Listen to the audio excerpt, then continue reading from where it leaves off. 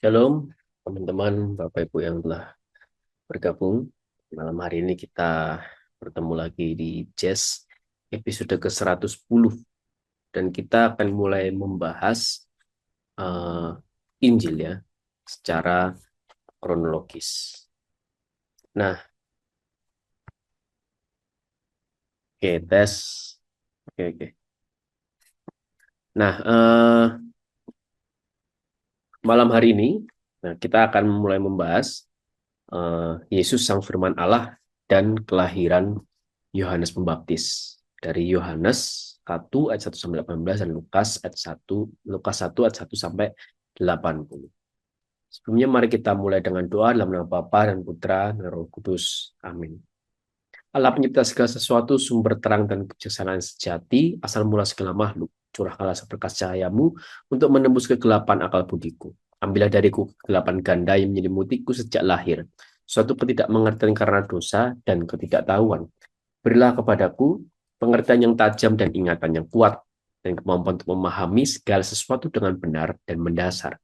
Karuniakanlah kepadaku talenta untuk menjelaskan dengan tepat dan kemampuan untuk mengutarakannya dengan saksama, luwes dan menarik. Tunjukkanlah bagaimana aku memulainya, arahkanlah perkembangannya, dan bantulah sampai kepada penyelesaiannya. Kumohon ini demi Yesus Kristus Tuhan kami. Amin. Kemuliaan kepada Bapa dan Putra dan Roh Kudus, seperti pada permulaan, sekarang, selalu, dan sepanjang segala abad. Amin. Dalam nama Bapa dan Putra, Roh Kudus. Amin. Kita mau baca dulu Katekismus Gereja Katolik artikel 196 sampai 197. Penjelasan kita mengenai iman akan mengikuti pengakuan iman apostolik, yang boleh dikatakan merupakan katekismus Romawi tertua. Namun, penjelasan itu akan dilengkapi dengan selalu menunjuk kepada pengakuan iman Nisea Konstantinopel yang sering lebih rinci dan lebih dalam. Marilah menjadikan pengakuan iman yang menghidupkan itu milik kita seperti pada hari pembaptisan kita.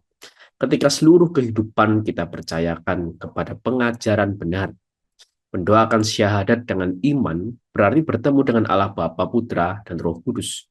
Tetapi juga berarti dihubungkan dengan gereja universal yang meneruskan iman kepada kita dan yang di dalam persekutuannya kita beriman. Simbolum ini adalah meterai rohani, renungan hati kita dan penjaga yang selalu hadir.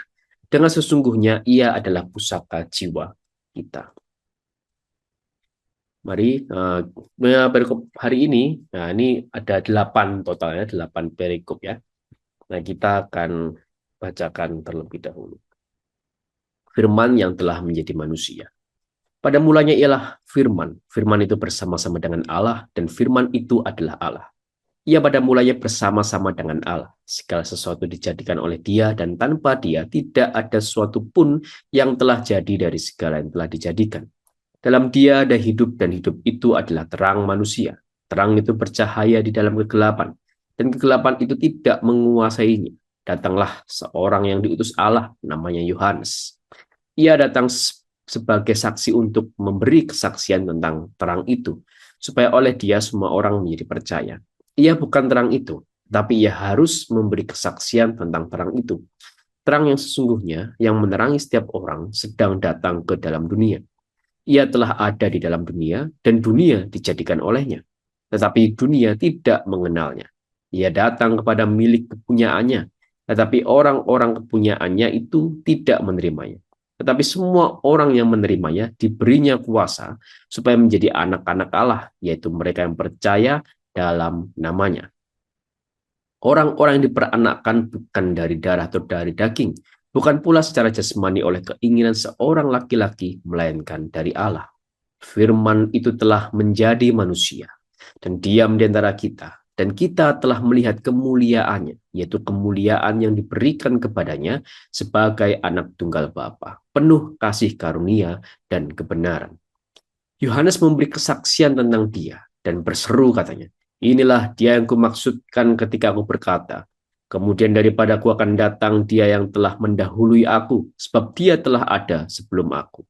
Karena dari kepenuhannya, kita semua telah menerima kasih karunia demi kasih karunia. Sebab hukum Taurat diberikan oleh Musa, tetapi kasih karunia dan kebenaran datang oleh Yesus Kristus. Tidak seorang pun yang pernah melihat Allah, tetapi anak tunggal Allah yang ada di pangkuan Bapa, dialah yang menyatakannya. Pendahuluan Injil Lukas. Theophilus yang mulia, banyak orang telah berusaha menyusun suatu berita tentang peristiwa-peristiwa yang telah terjadi di antara kita, seperti yang disampaikan kepada kita oleh mereka, yang dari semula adalah saksi mata dan pelayan firman. Karena itu, setelah aku menyelidiki segala peristiwa itu dengan seksama dari asal mulanya, aku mengambil keputusan untuk membukukannya dengan teratur bagimu, supaya engkau dapat mengetahui bahwa segala sesuatu yang diajarkan kepadamu sungguh benar. Pemberitahuan tentang kelahiran Yohanes Pembaptis. Pada zaman Herodes, Raja Yudea adalah seorang imam yang bernama Zakaria dari rombongan Abia. Istrinya juga berasal dari keturunan Harun, namanya Elisabet. Keduanya adalah benar di hadapan Allah dan hidup menurut segala perintah dan ketetapan Tuhan dengan tidak bercacat. Tetapi mereka tidak mempunyai anak, sebab Elisabet mandul dan keduanya telah lanjut umurnya. Pada suatu kali waktu tiba giliran rombongannya, Zakaria melakukan tugas keimaman di hadapan Tuhan. Sebab ketika diundi, sebagaimana lazimnya, untuk menentukan imam yang bertugas, dialah yang ditunjuk untuk masuk ke dalam bait suci dan membakar ukupan di situ. Sementara itu seluruh umat berkumpul di luar dan sembahyang. Waktu itu adalah waktu pembakaran ukupan. Maka tampaklah kepada Zakaria seorang malaikat Tuhan berdiri di sebelah kanan mezbah pembakaran ukupan. Melihat hal itu, ia terkejut dan menjadi takut. Tetapi malaikat itu berkata kepadanya, "Jangan takut, hai Zakaria, sebab doamu telah dikabulkan, dan Elisabet istrimu akan melahirkan seorang anak laki-laki bagimu. Dan haruslah engkau menamai dia Yohanes. Engkau akan bersuka cita dan bergembira. Bahkan banyak orang akan bersuka cita atas kelahirannya itu. Sebab ia akan besar di hadapan Tuhan dan ia tidak akan minum anggur atau minuman keras dan ia akan penuh dengan Roh Kudus mulai dari rahim ibunya. Ia akan membuat banyak orang Israel berbalik kepada Tuhan Allah mereka. Dan ia akan berjalan mendahului Tuhan dalam roh dan kuasa Elia untuk membuat hati bapak-bapak berbalik kepada anak-anaknya. Dan hati orang-orang durhaka kepada pikiran orang-orang benar. Dan dengan demikian menyiapkan bagi Tuhan suatu umat yang layak baginya. Lalu kata Zakaria kepada malaikat itu, "Bagaimanakah aku tahu bahwa hal ini akan terjadi? Sebab aku sudah tua dan istriku sudah lanjut umurnya." Jawab malaikat itu kepadanya, "Akulah Gabriel yang melayani Allah, dan aku telah diutus untuk berbicara dengan engkau dan untuk menyampaikan kabar baik ini kepadamu. Sesungguhnya engkau akan menjadi bisu dan tidak dapat berkata-kata sampai kepada hari di mana semuanya ini terjadi. Karena engkau tidak percaya akan perkataanku yang akan nyata kebenarannya pada waktunya." Sementara itu orang banyak menanti-nantikan Zakaria. Mereka menjadi heran bahwa ia begitu lama berada dalam bait suci. Ketika ia keluar, ia tidak dapat berkata-kata kepada mereka dan mengertilah mereka bahwa ia telah melihat suatu penglihatan di dalam bait suci. Lalu ia memberi isyarat kepada mereka sebab ia tetap bisu. Ketika selesai jangka waktu tugas jabatannya, ia pulang ke rumah. Beberapa lama kemudian, Elisabet istrinya mengandung dan selama 5 bulan ia tidak menampakkan diri, katanya. "Inilah suatu perbuatan Tuhan bagiku, dan sekarang ia berkenan menghapuskan aibku di depan orang." Pemberitahuan tentang kelahiran Yesus. Dalam bulan yang ke-6, Allah menyuruh malaikat Gabriel pergi ke sebuah kota di Galilea bernama Nazaret, kepada seorang perawan yang bertunangan dengan seorang bernama Yusuf dari keluarga Daud. Nama perawan itu Maria. Ketika malaikat itu masuk ke rumah Maria, ia berkata, "Salam, hai engkau yang dikaruniai, Tuhan menyertai engkau." Maria terkejut mendengar perkataan itu lalu bertanya di dalam hatinya, "Apakah arti salam itu?" Kata malaikat itu kepadanya, "Jangan takut, hai Maria, sebab engkau beroleh kasih karunia di hadapan Allah. Sesungguhnya engkau akan mengandung dan akan melahirkan seorang anak laki-laki dan hendaklah engkau menamai dia Yesus. Ia akan menjadi besar dan akan disebut anak Allah yang maha tinggi. Dan Tuhan Allah akan mengaruniakan kepadanya tahta Daud, bapa leluhurnya. Dan ia akan menjadi raja atas kaum keturunan Yakub sampai selama-lamanya. Dan kerajaannya tidak akan berkesudahan." Kata Maria kepada malaikat itu, "Bagaimana hal itu mungkin terjadi? Karena aku belum bersuami." Lalu jawab malaikat itu kepadanya, "Roh Kudus akan turun atasmu dan kuasa Allah yang maha tinggi akan menaungi engkau. Sebab itu anak yang akan kau lahirkan itu akan disebut kudus, anak Allah. Dan sesungguhnya Elisabet anakmu itu, ia pun sedang mengandung seorang anak laki-laki pada hari tuanya. Dan inilah bulan yang keenam bagi dia yang disebut mandul itu. Sebab bagi Allah tidak ada yang mustahil. Kata Maria, sesungguhnya aku ini adalah hamba Tuhan, jadilah padaku menurut perkataanmu itu. Lalu malaikat itu meninggalkan dia. Maria dan Elisabet. Beberapa waktu kemudian berangkatlah Maria dan langsung berjalan ke pegunungan menuju sebuah kota di Yehuda. Di situ ia masuk ke rumah Zakaria dan memberi salam kepada Elisabet. Dan ketika Elisabet mendengar salam Maria, melonjaklah anak yang di dalam rahimnya dan Elisabet pun penuh dengan Roh Kudus. Lalu berseru dengan suara nyaring, diberkatilah engkau di antara semua perempuan dan diberkatilah buah rahimmu. Siapakah aku ini sampai ibu Tuhanku datang mengunjungi aku? Sebab sesungguhnya ketika salammu sampai kepada telingaku, anak yang di dalam rahimku melonjak kegirang. Dan berbahagialah ia yang telah percaya, sebab apa yang dikatakan kepadanya dari Tuhan akan terlaksana. Nyanyian pujian Maria. Lalu kata Maria, jiwaku memuliakan Tuhan dan hatiku bergembira karena Allah juru selamatku. Sebab ia telah memperhatikan kerendahan hambanya. Sesungguhnya mulai dari sekarang, segala keturunan akan menyebut aku berbahagia. Karena yang Maha Kuasa telah melakukan perbuatan-perbuatan besar kepadaku, dan namanya adalah kudus. Dan rahmatnya turun-temurun atas orang yang takut akan dia. Yang memperlihatkan kuasanya dengan perbuatan tangannya dan mencerai-beraikan orang-orang yang congkak hatinya. Yang menurunkan orang-orang yang berkuasa dari tahtanya dan meninggikan orang-orang yang rendah, yang melimpahkan segala yang baik kepada orang yang lapar dan menyuruh orang yang kaya pergi dengan tangan hampa, yang menolong Israel hambanya karena ia mengingat rahmatnya seperti yang dijanjikannya kepada nenek moyang kita, kepada Abraham dan keturunannya untuk selama-lamanya. Dan Maria tinggal kira-kira 3 bulan lamanya bersama dengan Elisabet, lalu pulang kembali ke rumahnya. Lahiran Yohanes Pembaptis. Kemudian genaplah bulannya bagi Elisabet untuk bersalin, dan ia pun melahirkan seorang anak laki-laki.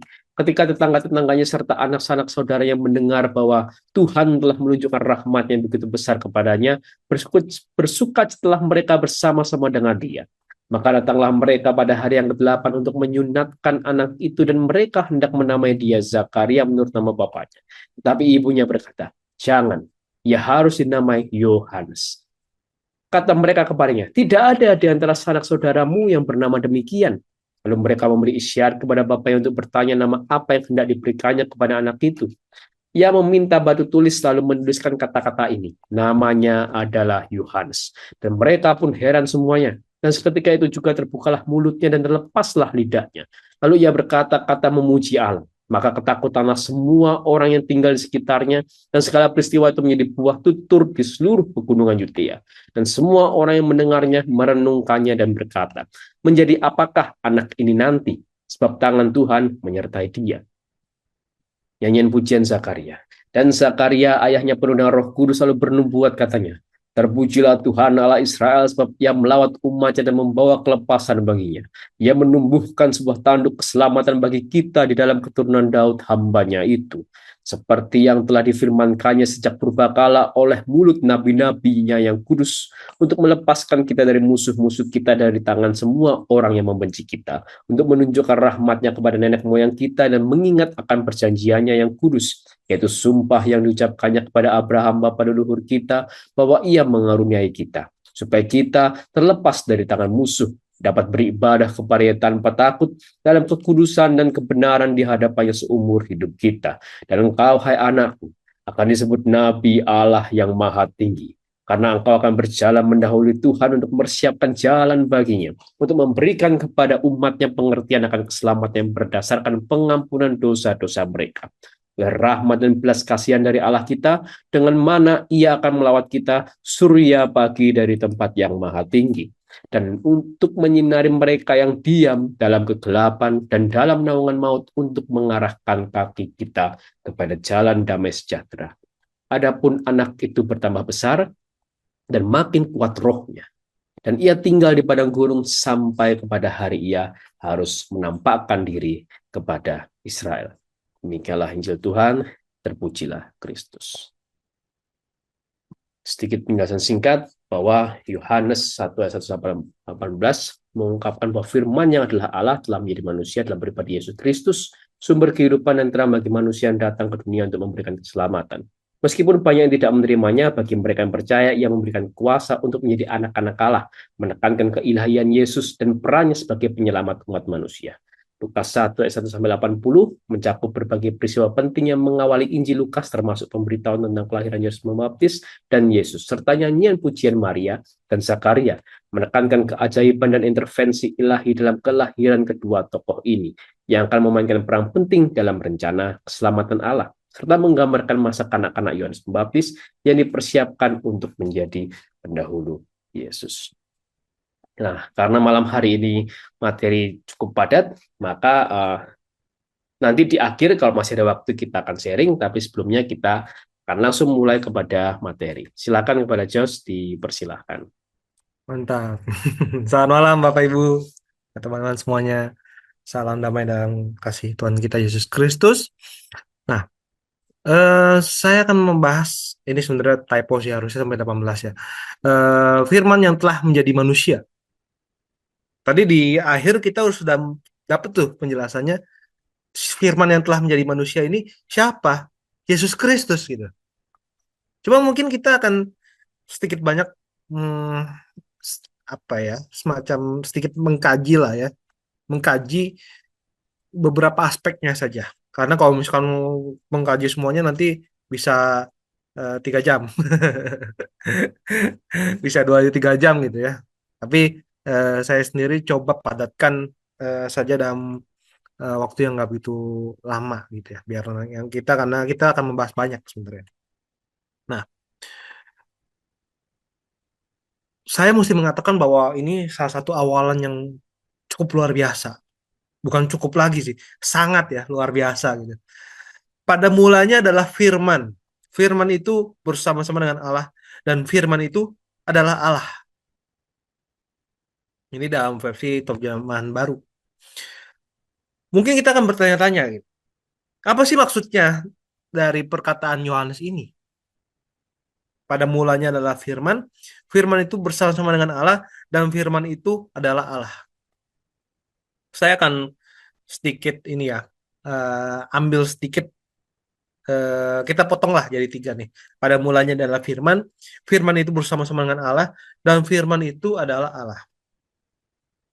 Nah, mungkin Bapak Ibu teman-teman semua kita bisa kembali lagi ke kitab Kejadian. Kitab Kejadian, eh, kita lihat bahwa dituliskan pada mulanya Allah menciptakan langit dan bumi. Ya, kita ini dulu nih. Nah, pada mulanya Allah menciptakan langit dan bumi. Nah, sementara dalam Yohanes ini pada mulanya adalah firman. Jadi, ya, udah lihat bedanya nih. Nah, Allah menciptakan langit dan bumi pada mulanya adalah firman. Nah, firman ini kalau dalam bahasa Yunani itu kan disebutnya logos ya sebenarnya. Kalau dalam bahasa Inggris lebih lengkap lagi sebenarnya. In the beginning was the word, atau dalam bahasa Inggris yang lebih simpel ya the word was in the beginning gitu. Artinya apa? Firman itu tuh udah ada, nggak diciptakan. Karena kalau misalkan diciptakan akan ditulisnya pada mulanya Allah menciptakan firman. Tapi di sini dibilang pada mulanya adalah firman. Firmannya itu sudah berada, sudah berada ya, past tense gitu ya kalau dalam bahasa Inggris, in the beginning gitu. Nah, karena firman itu adalah Yesus, nah, Yesus sudah ada sebelum penciptaan, kekal, tidak diciptakan tetapi ada sejak kekekalan gitu. Nah, Bapak Ibu, dalam bahasa teologis, kekal dan abadi itu beda meskipun sama-sama selamanya. Abadi itu biasanya merujuk ke sesuatu yang dia sebelumnya nggak ada, tapi pas titik tertentu ada dan seterusnya dia ada. Nah, Tapi berarti ada saat-saat dia nggak muncul. Tapi ketika kita ngomong tentang kekal, dia tuh nggak punya awal dan dia juga nggak punya akhir. Karena memang dia sudah ada sebelumnya. Mungkin sedikit ya membahas tentang bahasa teologisnya ya. Nah, apakah em, konsep tentang firman itu hanya apakah asing atau tidak gitu ya pertanyaannya. Konsep tentang firman itu baik di tradisi Yahudi maupun tradisi pemikirannya Yunani atau filsafat Yunani itu ada. Firman logos itu terkait dengan kebijaksanaan dan di dalam Amsal 8:22-31 ini kita bisa lihat bahwa dia sudah ada sebelum penciptaan dan merupakan perantara perantara Allah dalam penciptaan dunia. Dalam filsafat Yunani, logos itu prinsip rasional dari alam semesta, prinsip yang mendasari, prinsip yang alam semesta ini bekerja, cara pikirnya itu gimana, rasional itu seperti apa, dan logos. Dan dia adalah sumber dari keteraturan dan pengetahuan. Jadi memang ini merupakan sesuatu yang bukan asing banget ya. Lalu kita masuk ke bagian yang keduanya. Firman itu bersama-sama dengan Allah. Dalam bahasa Yunani gitu ya. Itu dikatakan kaiologos and proston theon. Ya. Kita fokusnya di proston theon. Ya. Bersama-sama dengan Allah. Bersama-sama dengan Allah berarti dia tuh hubungannya begitu intim. Seolah-olah berhadapan muka dengan Allah. Nah, tapi hal ini juga menunjukkan gini. Kalau kayak gitu, berarti firman itu adalah sesuatu pribadi yang beda. Karena kalau misalkan dia kesatuan banget, kesatuan satu pribadi gitu ya, berarti dia nggak mungkin ngomong soal hubungan yang intim berhadapan muka dengan muka dong. Sehingga kita bisa katakan bahwa firman itu berbeda dengan Allah Bapa, tetapi masih dalam kesatuan dengan dirinya. Semoga tidak pusing. Nah, dan ini kalau lihat di Yohanes ayat 18 ya, berada dalam pangkuan Bapa. Mendukung juga pemahaman mengenai hubungannya dekat dan selamanya.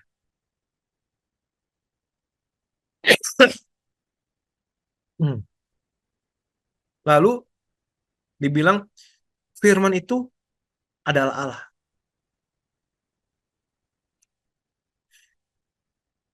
Ayat ini mengafirmasi atau menyetujui tentang keilahian dari sang firman.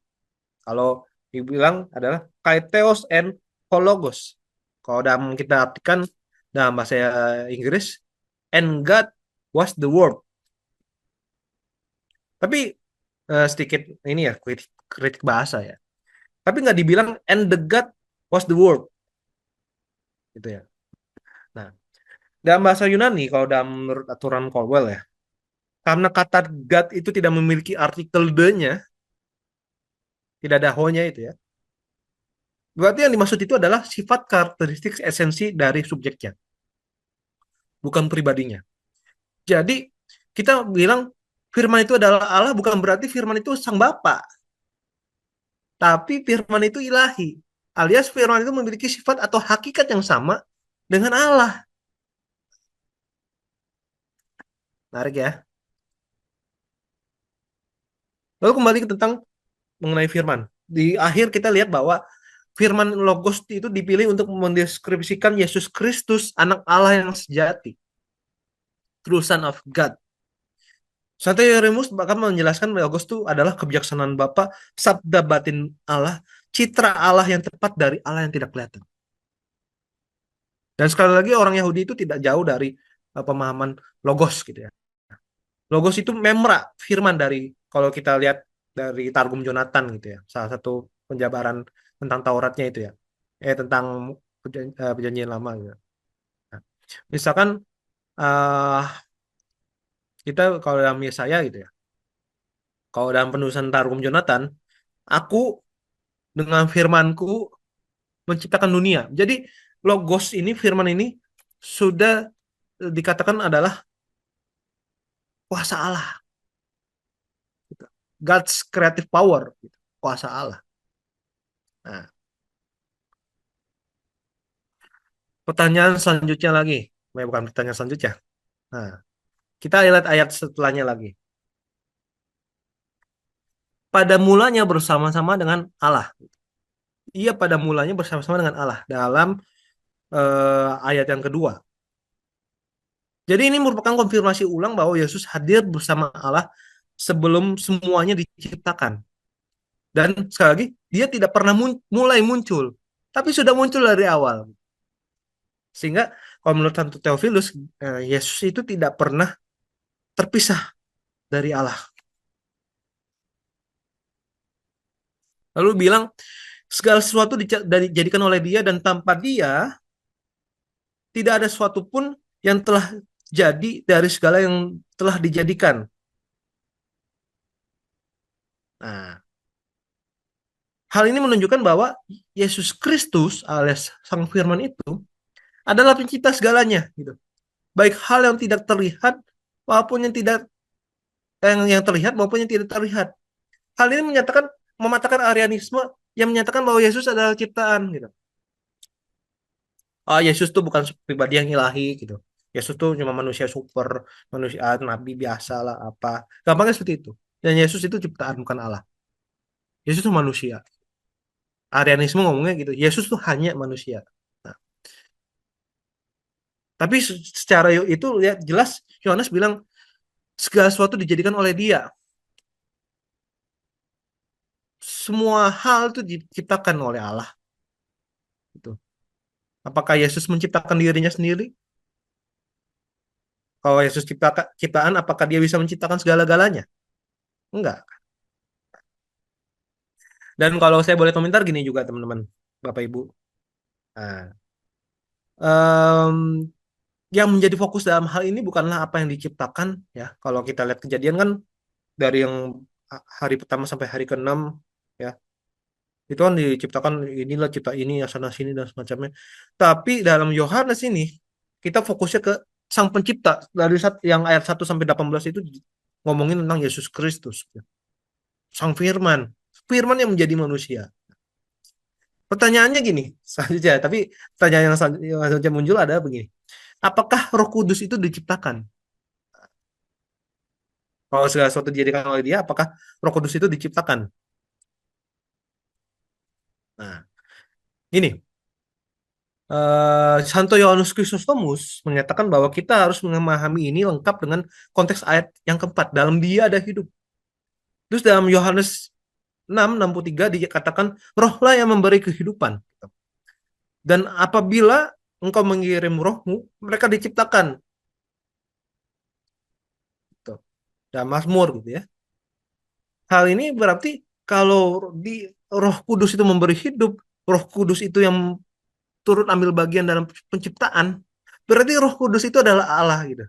Dan dalam Yohanes ini berarti sudah dinyatakan tentang Trinitas, Bapa, Putra, dan Roh Kudus, ya kan?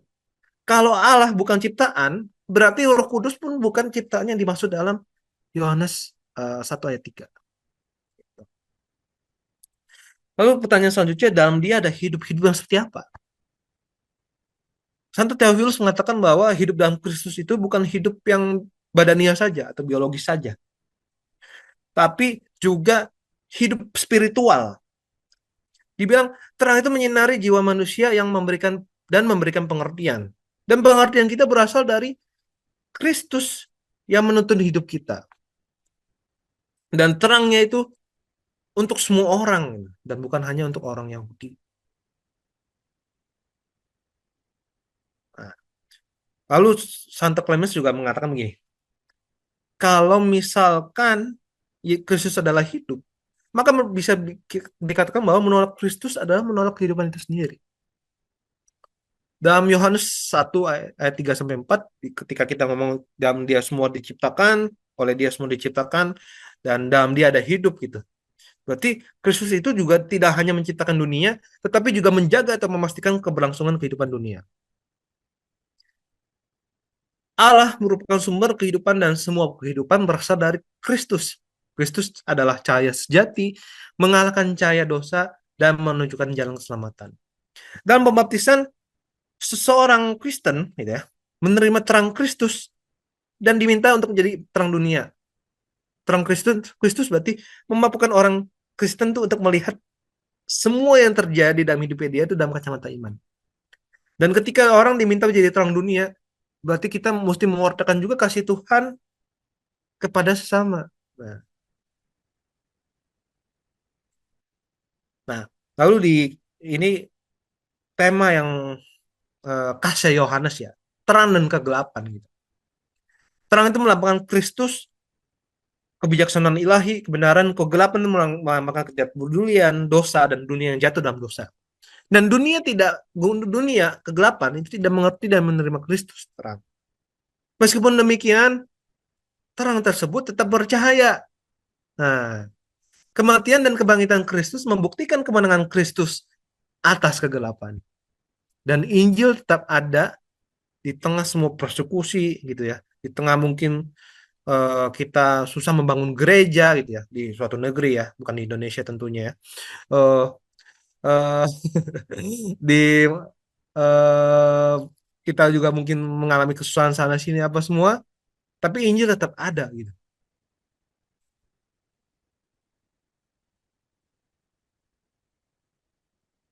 Dan dibilang tentang Yohanes Pembaptis. Yohanes Pembaptis dikirim untuk menjadi saksi, tapi dirinya bukan sang terang tersebut. Dan orang diminta untuk mempercaya pada Kristus melalui kesaksian Yohanes Pembaptis.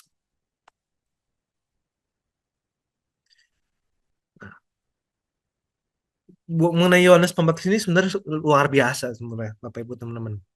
Yohanes itu rahmat Allah, seorang yang diberikan anugerah menurut Santo Alkuin. Dia dipilih oleh rahmat ilahi tidak hanya untuk bersaksi tentangnya, tetapi juga membaptisnya, menyiapkan jalan untuk perjanjian baru. Dan Yohanes Pembaptis ini adalah puncak dari semua nabi perjanjian lama. Karena dia yang tepat sebelum Mesias datang, sebelum Yesus Kristus datang, dia yang menyiapkan jalan semuanya. Menariknya ketika Yesus muncul, sebenarnya pelayanan Yohanes pun menghilang sebenarnya. Semakin orang-orang, bahkan Yohanes saja nyuruh, "Woi, lihatlah anak domba Allah," gitu. Karena kenapa? Ini prinsip Yohanes yang sangat bagus gitu ya.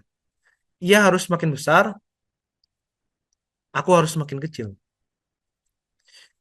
Sekali lagi, Yesus itu tidak membutuhkan kesaksian manusia, teman-teman. Tapi kesaksian tersebut diberikan demi iman manusia, supaya kita lebih mudah lagi mengimani Yesus Kristus melalui kesaksiannya Yohanes Pembaptis dan juga kesaksiannya orang lain. Nah, sehingga kita dapatkan bahwa Yesus Kristus adalah firman Allah yang kekal bersama dengan Bapa dan Roh Kudus, ketiganya Allah yang esa. Yohanes Pembaptis muncul untuk memberikan kesaksian dan menyiapkan jalan bagi munculnya Yesus Kristus.